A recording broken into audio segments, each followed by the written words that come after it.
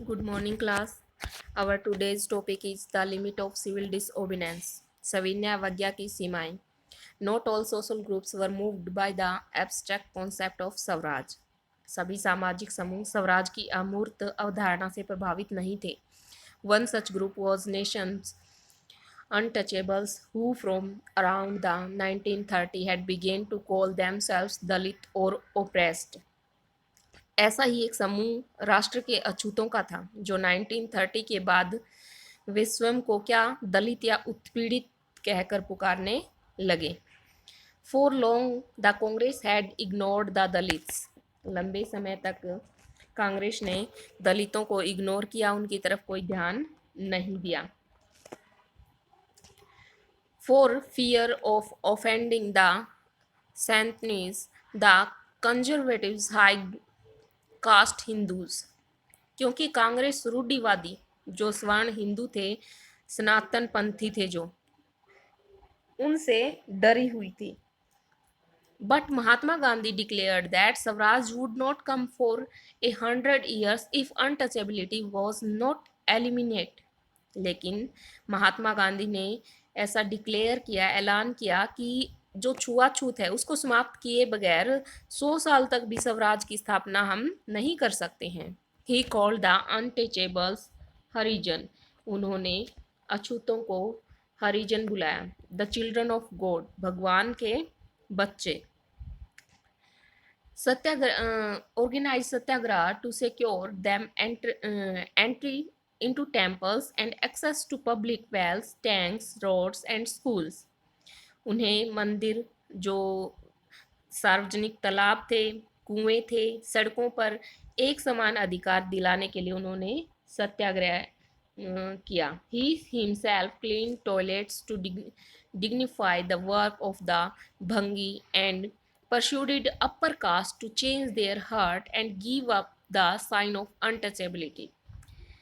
क्या था कि जो भंगी थे, भंगी क्या काम करते थे, जैसे टॉयलेट्स वगैरह साफ करते थे, उनका कार्य गांधी जी ने स्वयं टॉयलेट्स को साफ किया, ताकि जो ऊंची जाति के लोग हैं उनसे भी उन्होंने आह्वान किया कि जो उनके हृदय में, अपने हृदय में वो परिवर्तन लाएं और जो अस्पृश्यता के पाप है उसको त्याग दें.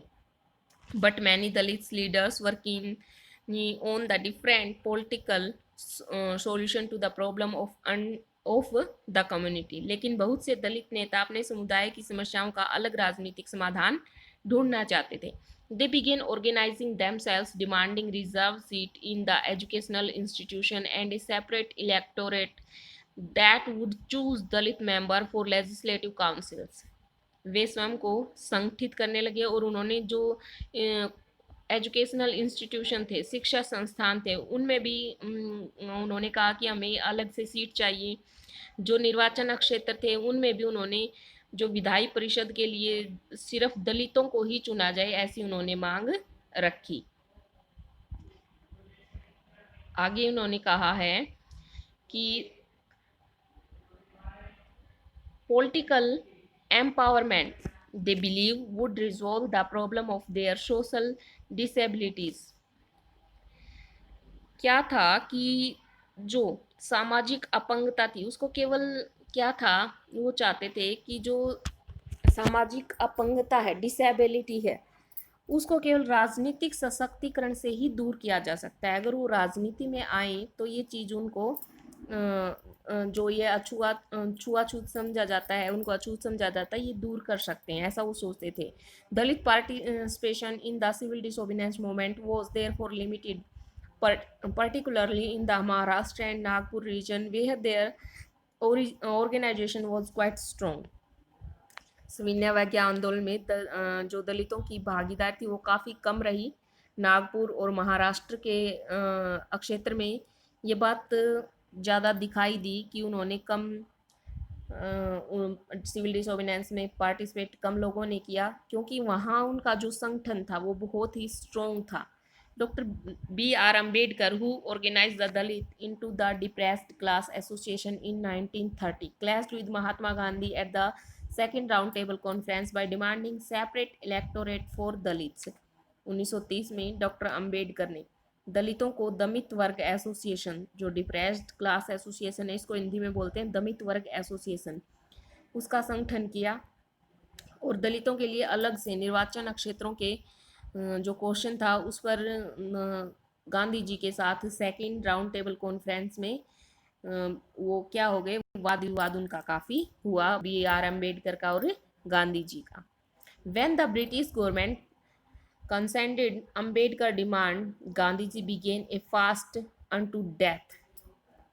ब्रिटिश सरकार ने जब अम्बेडकर की मांग मान ली तो गांधी जी आमरण अनशन पर बैठ गए, कि वो आमरण अनशन उन्होंने कर लिया। ही believed the separate electorates for Dalits would slow down the process of their integration into society. उनका ये मानना था कि दलितों के लिए अलग से निर्वाचन क्षेत्रों की व्यवस्था से समाज में उनके एकीकरण की प्रक्रिया मंदी पड़ जाएगी, कि वो समाज को एक नहीं कर पाएंगे, दलित अलग हो जाएंगे और जो सवर्ण जाति के लोग जिनको माना जाता है वो अलग हो जाएंगे, उनका ऐसा मानना था। Ambedkar ultimately accepted Gandhiji's position and the result was the Pune Pact of September 1932। अंत में अम्बेडकर ने गांधी जी की जो सलाह थी वो मान ली और सितंबर 1932 में पूना पैक्ट पर हस्ताक्षर कर दिए, वो इसके लिए सहमत हो गए। It gave the depressed classes later to be known as the scheduled caste. बाद में किसके नाम से जाना गया उसको, शेड्यूल्ड क्लास, जिसको हिंदी में हम अनुसूचित जाति का नाम देते हैं, उसको दमित वर्गों को ये इस नाम से जाना गया। Reserve seat in provisional, provincial and central legislative councils, but they were to be voted in by the general electorate। उनको केंद्रीय और प्रांतीय विधायी परिषदों में आरक्षित सीटें मिल गई। हालांकि उनके लिए मतदान सामान्य निर्वाचन क्षेत्र में ही होता है, जैसे औरों के लिए होता है उसी तरह। The Dalit movement however continued to be apprehensive for the Congress led nation movement. फिर भी कांग्रेस के नेतृत्व में जो राष्ट्रीय आंदोलन को दलित आंदोलन शंका की दृष्टि से ही देखते रहे, जो कांग्रेस आंदोलन चला रही थी उनको। Some of the Muslim political organisation in India were also lukewarm in their response to civil disobedience movement. Bharat के कुछ मुस्लिम राजनीतिक संगठनों ने भी सविनय अवज्ञा आंदोलन के प्रति अपनी कोई विशेष रुचि नहीं दिखाई। After the decline of the non-cooperation Khilafat movement, a large section of Muslims felt alienated from the Congress। ऐसे हो खिलाफत आंदोलन के शांत हो जाने के बाद बहुत सारे मुसलमान ऐसे थे जिसने स्वयं को कांग्रेस से कटा हुआ महसूस किया, कि वो कांग्रेस से अलग हो गए हैं, ऐसा उनकी फीलिंग्स में आया।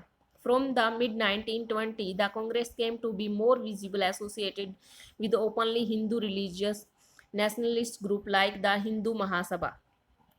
1920 के दशक के मध्य में ही कांग्रेस जो हिंदू महासभा जैसे हिंदू धार्मिक राष्ट्रीयवादी संगठनों के काफ़ी नज़दीक दिखाई देने लगी लोगों को। As relation between Hindus and Muslim rose, and each community organized religious procession with militant fervor, provoking Hindu-Muslim communal clashes and riots in various cities। और जैसे जैसे हिंदू मुसलमानों के मध्य जो संबंध थे वो बिगड़ते गए, दोनों ही समुदाय क्या है गुस्से में और धार्मिक जुलूस निकालने लगे। इससे अनेक शहरों में हिंदू मुस्लिम सांप्रदायिक टकराव व दंगे हुए। Every riots depended the distance between the two communities. और प्रत्येक दंगे के साथ दोनों समुदाय के बीच का जो फासला था वो और बढ़ गया। The Congress and the Muslim league made efforts to renegotiate an alliance, and in 1927 it appeared that such a unity could be forged। Muslim league और कांग्रेस ने एक बार दोबारा से गठबंधन का प्रयत्न किया और 1927 में ऐसा लगा कि अब दोनों क्या है, दोनों के बीच में सब कुछ ठीक हो गया है, एकता आ गई दोनों के बीच में, सबसे एक दूसरे से के साथ अच्छे से बातें करने लगे हैं, ऐसा सब सोचने लगे। The important differences were over the questions of representations in the future assemblies that were be elected. सबसे महत्वपूर्ण मतभेद था जो भावी विधानसभाओं के प्रतिनिधियों पर सवाल थे। मोहम्मद अली जो कि क्या थे, जो कि चुने जाने थे, उन पर सवाल थे।